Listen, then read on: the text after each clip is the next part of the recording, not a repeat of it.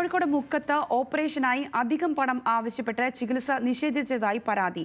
Mukkam KMCT medical കോളേജിനെതിരെയാണ് ആരോപണം.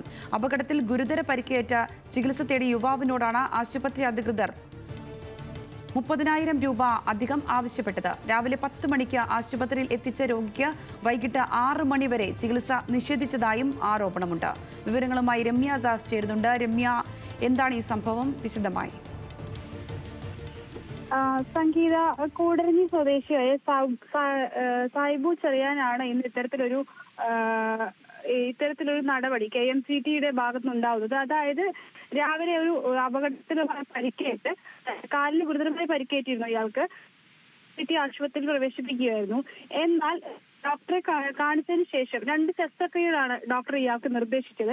ഇതിനായി 84,000 രൂപയാണ് ആശുപത്രി അധികൃതർ ഇയാൾക്ക് സർജറിയുമായി ബന്ധപ്പെട്ട് ആവശ്യമുണ്ടെന്ന് അറിയിച്ചത്.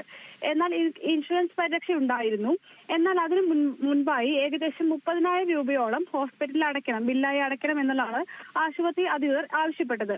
എന്നാൽ ഇതുമായി ബന്ധപ്പെട്ട് ബില്ലുകളോ അതായത് ഈ രോഗിയുടെ ഒപ്പമുള്ള കൂട്ടിരിപ്പുകാർ നൽകിയ പണത്തിന് യാതൊരു തെളിവുകളും നൽകാൻ ആശുപത്രി അധികൃതർ തയ്യാറായില്ല. തുടർന്ന് ഇയാൾ മുക്കം പോലീസുമായി ബന്ധപ്പെടുന്നു. അതിനുശേഷവും പോലീസിന്റെ ഭാഗത്തുനിന്നും വളരെ നിഷ്ക്രിയമായാണ് ഇത്തരത്തിൽ ഇടപെടൽ ഉണ്ടായതെന്നാണ് ഈ രോഗിയുടെ ബന്ധുക്കൾ അറിയിച്ചത്.